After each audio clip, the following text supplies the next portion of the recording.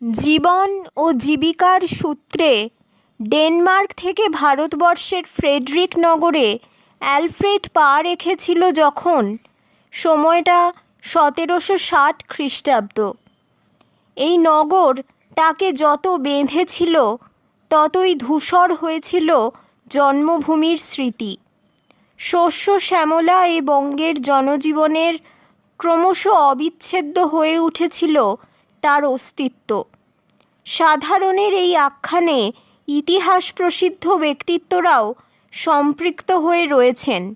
পঞ্চম ফ্রেডরিক, চৈতন্য মহাপ্রভু, চণ্ডীদাস, আলীবর্দী, ভাস্কর পণ্ডিত, সিরাজদৌল্লা, মোহনলাল অথবা মীর কাসেম। 1769-এ বাংলার আকাশে যখন আকালের মেঘ ছাইল, ঠিক তখনই সাকিম বদলের ডাক এলো অ্যালফ্রেডের উদ্দেশ্যে। সুদূর নিকোবর দ্বীপপুঞ্জে পাড়ি দেওয়ার কালে তার সত্তায় ধ্বনিত হচ্ছিল একটি নাম, আলোকলতা। ডেনমার্ক থেকে ভারতবর্ষ, কলকাতা, মুর্শিদাবাদ, ক্রমে বারাণসী, বৃন্দাবন, নীলাচল ছোঁয়া এই আখ্যান জুড়ে শুধু পিছু ডাক। তবুও অ্যালফ্রেড এগিয়ে চলে, তার কানে বাজে বিরহীর গান, তার অন্তরাত্মা বলে চড়ই বেতি, চড়ই বেতি। একটা বই পড়ছিলাম, তার ব্লার্বেই লেখা ছিল এটা। বইটার নাম বিরহী ও কান্তা। এই উপন্যাসের উপজীব্য কী তা তো ইতিমধ্যেই আপনারা জেনে নিলেন। এবার চলে যাব এর রিভিউতে। সেখানে 332 পাতার এই মোটা উপন্যাসটির পুঙ্খানুপুঙ্খ বিবরণ দেওয়া হয়তো সম্ভব নয়, তবু চেষ্টা করব তৎকালীন জনমানসের প্রতিকৃতিকে একটা সেপাইয়া টোনে সাজাতে। কয়েকটা লাইন পড়ে শোনাতে ইচ্ছে করছে। সমস্ত কথাদের জমিয়ে রাখতে বলতেন ফাদার পিটার। বলতেন, জীবনে এমন অনেক চিড় ধরা মুহূর্ত আসে যখন নিজেকেই মনের সঙ্গ দিতে হয়। অনুভব সে যাই হোক, হর্ষ বা বিষাদের, ব্যপ্ত হতে চায় সবটুকুই। আনন্দের ভাগ তুমি দিতে পারো সবাইকে, সেই ভাগ নেওয়ার জন্যে স্বাভাবিকভাবেই জগৎ উন্মুখ থাকবে, কিন্তু যেন বিষাদ ভার বইতে হয় নিজেকেই। কিন্তু ইচ্ছে করলে নিজের সঙ্গে তুমি বোঝাপড়া করতে পারো। যে কথাই মনে আসুক লিখে রাখতে পারো এই নোটবুকে, কথা অথবা স্বীকারোক্তি, যা কেবল আগলে রাখবে এই সাদা পৃষ্ঠাগুলোই। অ্যালফ্রেডের ঠোঁটে হালকা হাসি ফোটে। সে আলতো হাত বোলালো নোটবুকের গায়ে জেগে থাকা কথাদের। প্রসারিত ডানায় উড়ে যেত পাখিরা, আর ফাদার পিটার তার কাঁধে হাত রেখে হাঁটতেন গির্জার মোরাম পথে। অ্যালফ্রেডের চিবুক তুলে এক একদিন বলতেন, ওই যে উড়ে যাচ্ছে, দেখছো ওদের ডানায় কেমন শব্দ হচ্ছে? উড়াল পঙ্খীদের বিদায় সম্ভাষণ কানে নিতে শেখো, ওরা কোথাও বাধা না পড়তে শেখায়।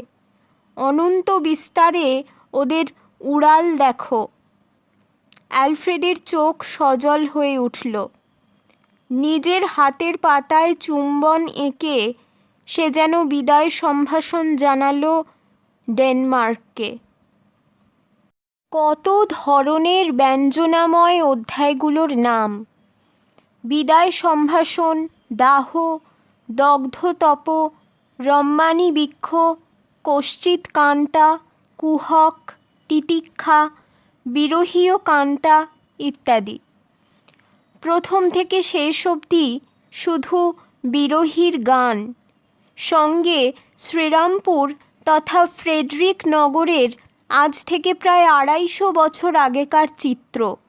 বাংলার বাবু সমাজ, নাচ গানের আসর, বনেদি বাড়ির বাহির ও অন্দরমহল, ঐতিহ্যপূর্ণ গঙ্গার ঘাট আর মেঠো প্রকৃতির সঙ্গে লেপ্টে থাকা চরিত্ররা, আলোকলতা, বকুলমঞ্জরি, তপোধীর মিশ্র, রুক্মিণী, ভানু, কাঞ্জিলাল, চানুলাল প্রমুখ।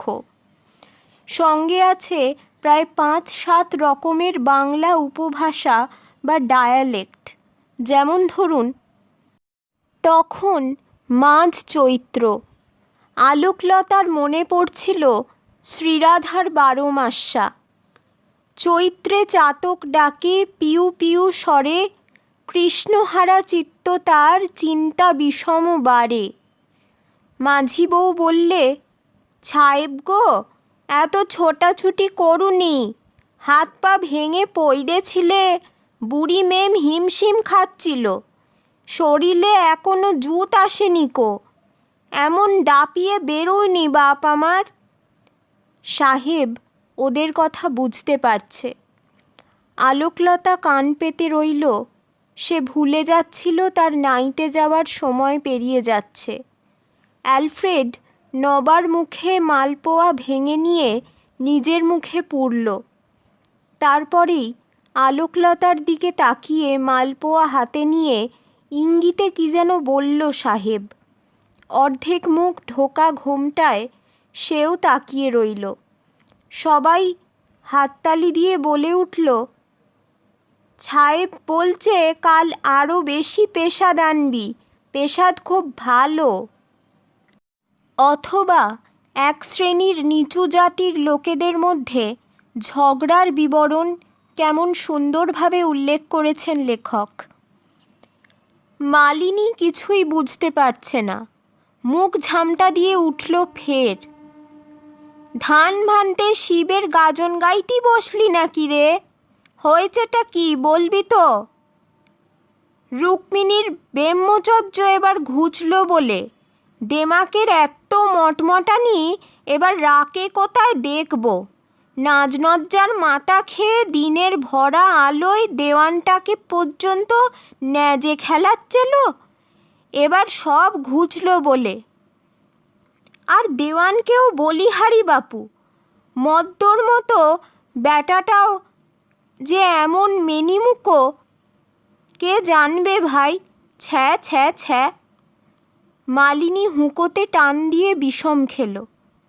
ও মাগি তো কদিন নাইতে আসেনি, তেকুনি বুঝিছি কেচ্চা একখানা বাই দেছে। কাশি সামলে রসস্থ জিভ টানল সে।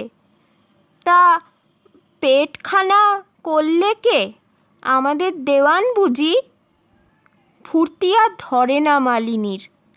তুলসী আর বিশ্বম্ভর তাকিয়ে রইল।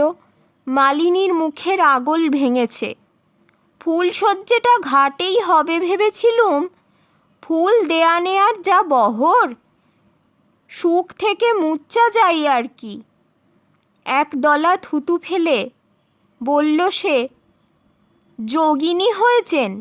নাতি মারি ওই ভক্তির মুখে, খ্যামটা নাচতে গিয়ে ঘোমটা টানা।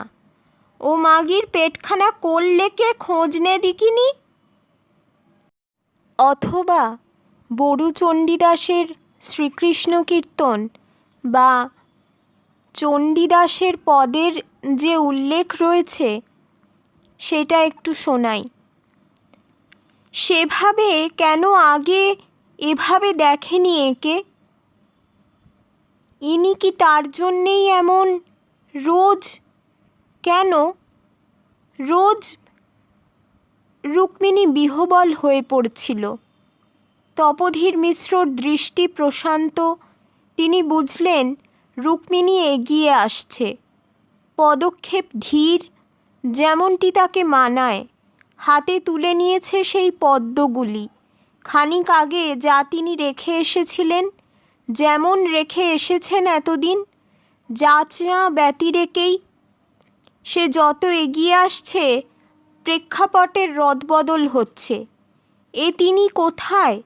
এ যে সেই মণিকর্ণিকার পৈঠা, যেখানে বসে গোধূলি দেখতেন গঙ্গার বর্ণ বদলে যেত ক্ষণে ক্ষণে, রূপো জলে সোনা জল মিশে পড়ন্ত দিনে, আর সেই যে দলকে দল মেঘ শেষ আষাঢ়ে গোধূলিকে শ্যামলা চিকনে চূর্ণ করে দিল যখন, বিমোহিত সেই কিশোর জন্মান্তরের কোনো খণ্ডাংশের মধ্যে যেন তলিয়ে যাচ্ছে ধীরে।